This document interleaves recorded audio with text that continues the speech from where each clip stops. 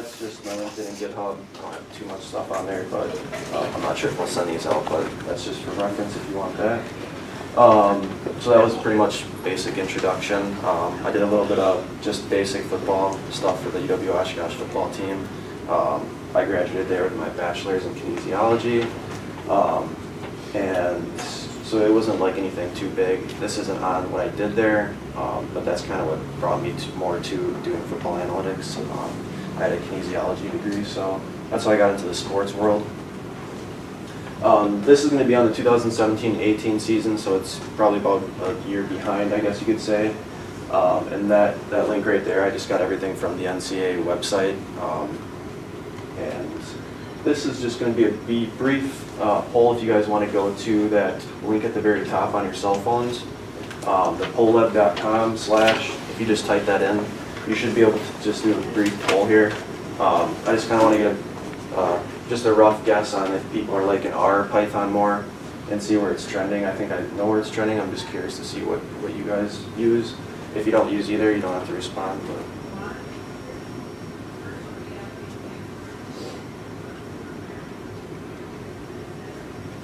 it should work. If it's not, let me know.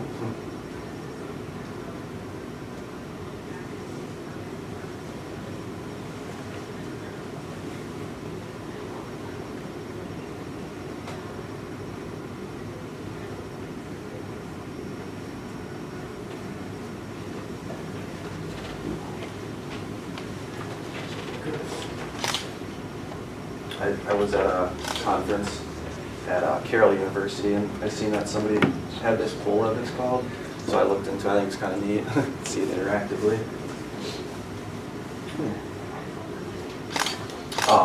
Well, that's kind of interesting. It's about half and half, but I think Python is kind of taking over. It looks like I know R slightly more, but Python it's looking like is a lot more, I guess, ahead of the curve. Yeah.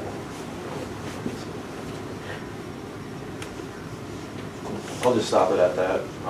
And then one last one, if you want to go back to that same link, and just so I can gauge on your proficiency with R, you know, if you've used it a lot, just so I know if people have never touched it, they just know basic stuff, or if they've been using it for a long time.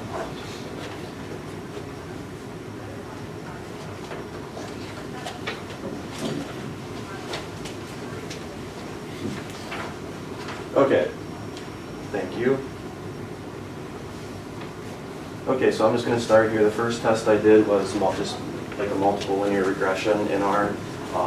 So this is the function. I think you hit F1 in RStudio. That's the IDE for using R. And LM, and then formula. So that's the basic function for putting it into R and running.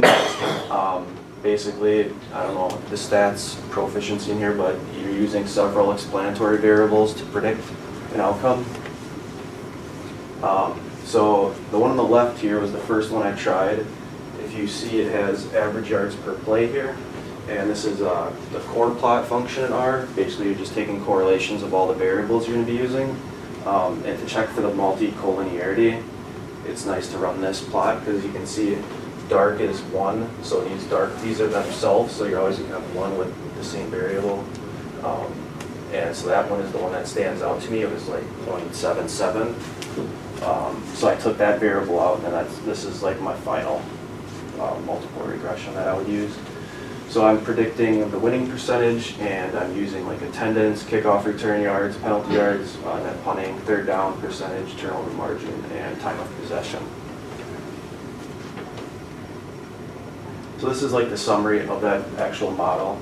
I'll just highlight that the R squared 0.6, so the higher it is, usually the better model it is, the variable predicting it better. So it wasn't, as most people probably know, football is kind of below the curve with analytics, probably partly because there's so many moving parts. So I think that's probably why there's a sub like 0.6 R squared. It's not too high.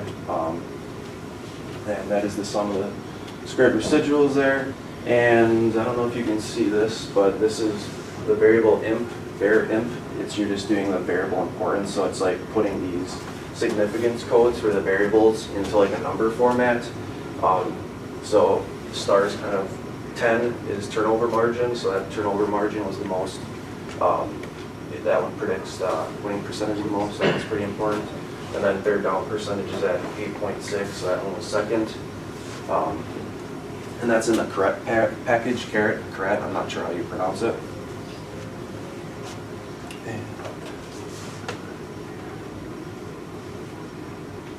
Okay, so the next I'm going to do the logistic regression. So this is predicting stuff that's dichotomous in nature, like survive, die, win, lose, that type of stuff. Zeros and ones, basically. So I made a new column if they were above 50% winning percentage or not.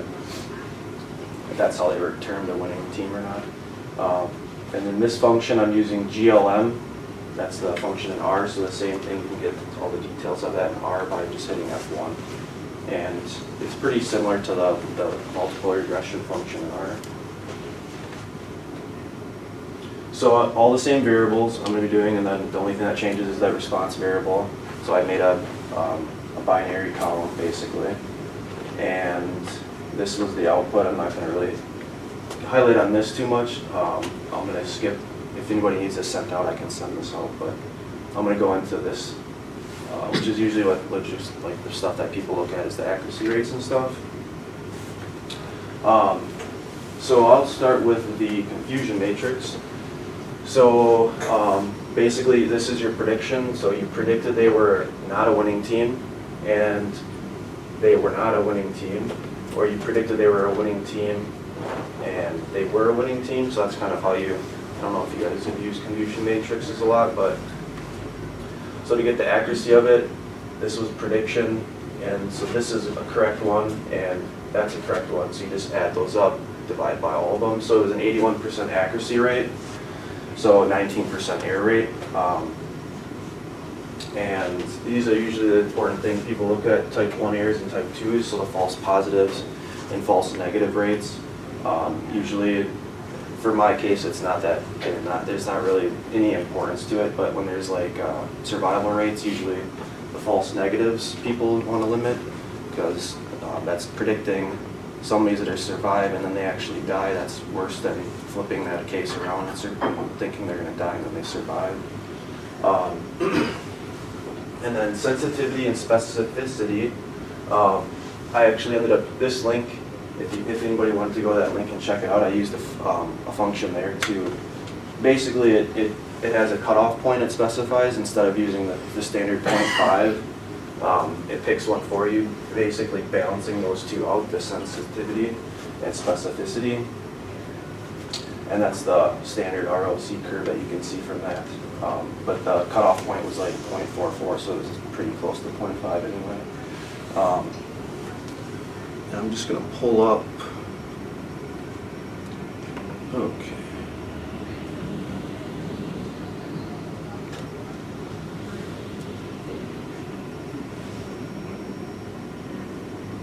That's really weird.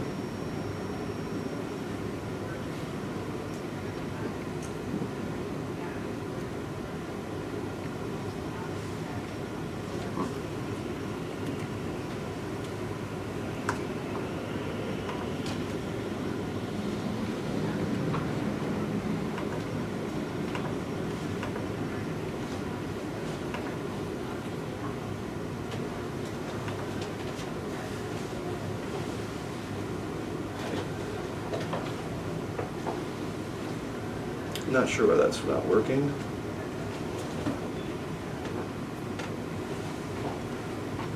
Why that would be.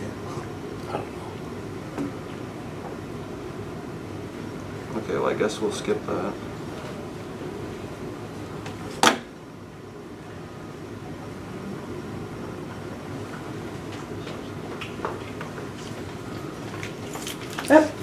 Do you want the, it's like not being main display. I have to use PowerPoint. Yeah. I'm trying to display that and it doesn't want to display it. It's something with the cords in it. It's not making a really good connection. You ready to record?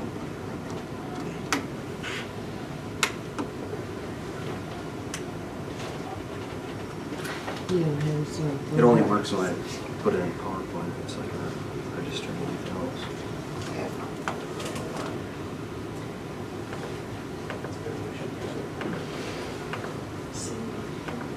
Stuff's not on my computer. I got it. I'm showing on my screen. And I can check this. There you go. Is it up there?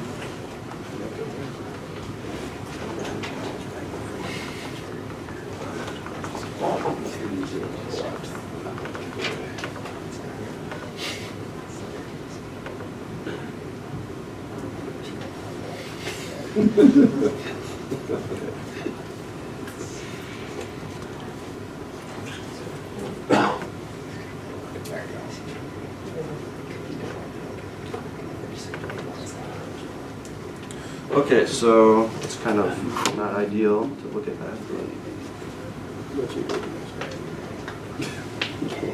So these are all the incorrect predictions that were actually from that predictive model. So a lot of them are probably the borderline like win-loss teams that you would expect. Some of them obviously wouldn't be like 1 in 9. So then you would probably suspect that they would have pretty good stats along this line to end up getting them to be predicting that, like, so they're predicting that they were a winning team. So they must have had stats that would end up putting them to make them think that they were actually above that. And I'll just highlight the one WEAC team. The only one that we incorrectly predicted was Stout, and they were actually 5 and 4, so it's kind of borderline team. So that one's, I'll just.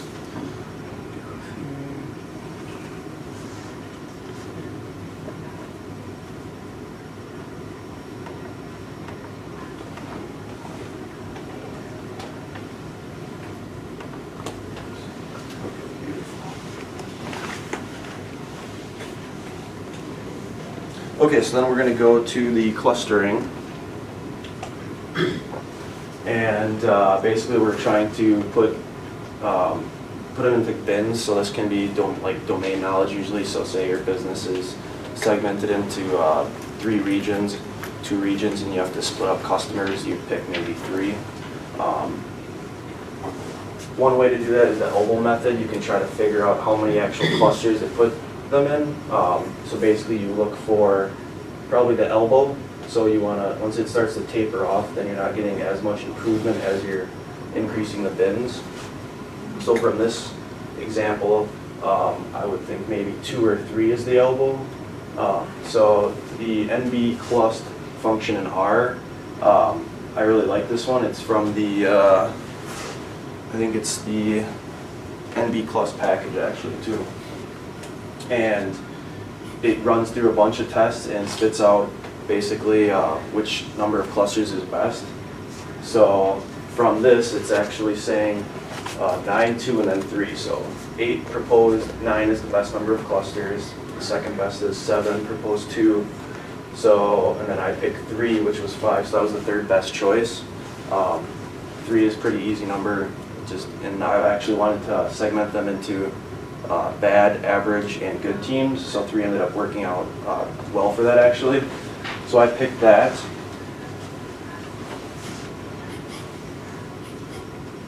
And these were the results here.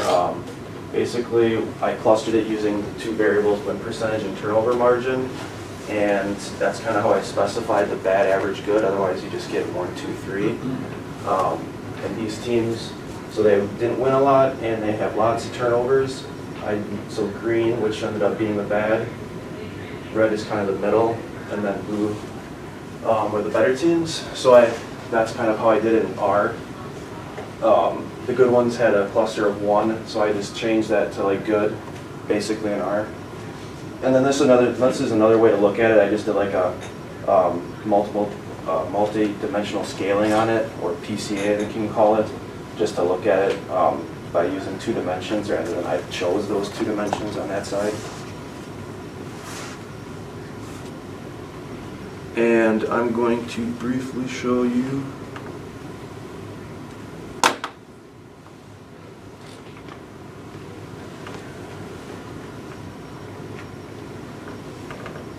Okay, and then I'm gonna full screen that. Okay, so this one's kind of interesting. I made these basically to look at how they put these, like each variable and how the bad, average, good, like the hypothetical clustering groups of these actually ended up turning out, and these are the average lines. To see if, because you would expect it for most of them to probably go up, but there are some that are kind of interesting here, so.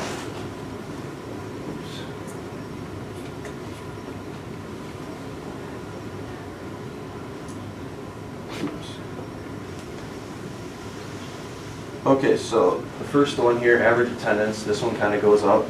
So the better cluster is actually, they're having a higher attendance. This is the kickoff return yards, so this one you kind of would expect it as well. And then this one was the one that threw a wrench in it, and it kind of makes you wonder. So penalty yards, just by looking at the data, sometimes a lot of the better teams I did notice actually have a lot of penalty yards and stuff. So I kind of wanted to look into that, but so that this means maybe just the clusters put the ones with high penalty yards into that average group. You'd be kind of curious to see if actually these average teams are actually having more penalty yards, or if it's just how the cluster method put them into it because of that. So I thought that was kind of an interesting trend there. And then that punting yards, that one went up, so that was a normal one as well. And then the third down percentage as well, so that one, a steady increase. And average yards per play, so that one's basically the same. Turnover margin, the same thing. And then this was another one that was kind of funky, the time of possession. It goes slightly down for the average group, but these were basically the same. And then these better teams are a lot more higher. I think that's the last one. Yeah.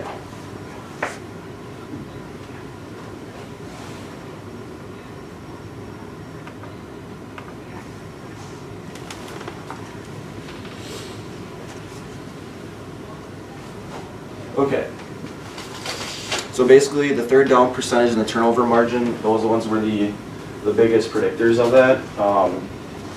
We had an adjusted R-squared of 0.64, so that's not that great. Obviously, we probably want to use more variables. There was not that many, but the NCAA website didn't have too much stuff actually. And ideally they would actually do it for like game by game rather than that was just by like season statistics. And then you could eventually do like predictions off of games. That'd be ideal. We got an 81% prediction for if they were a winning team or not. We predicted that, so that was fairly good. And I would like to look at like the clustering movement. So I only looked at 1 year, but it'd be nice to look at, like if these good or bad clustering teams, if they actually move a lot from year to year. Because if you look at Division III football, it's like the same 6 teams that are always going to the finals. It's like Mary Hardin, Baylor, Mount Union, St. Thomas, Oshkosh for a while, Whitewater. So it's always the same select teams. So I would think in Division III there wouldn't be a lot of movement between that, but it'd be something to look at. And there's this slide again. I don't know if we'll send these out or not, but there's that. Is there any questions? It was kind of messy with the slides and stuff, but yeah. Yeah, have you done any work thinking about fourth down conversions and No, excuse me. No, I didn't. I was, I think they had that type of stuff, but I didn't. I just kind of selected. I didn't select that one to do that. Usually third down is that one's pretty obvious. I kind of expected the results from that one because that's like what everybody always talks about is third down conversions. You had mentioned at the end there, the kind of a quest for more data. Is there something that was missing from the NCAA site that you thought would have been really useful for prediction? Well, like because they kind of had just like seasonal type of stuff. I guess like game by game would be ideal. It would probably require like scraping like websites and like doing this like the what do they call it, like the box summary, that type of stuff maybe. a lot of stuff, but even the box summaries sometimes don't always have the stuff that you might want, so that's kind of tough with football. So if anybody knows good like sensor data or any of that type of stuff, let me know, because I'd definitely be interested in that type of stuff. Any other questions?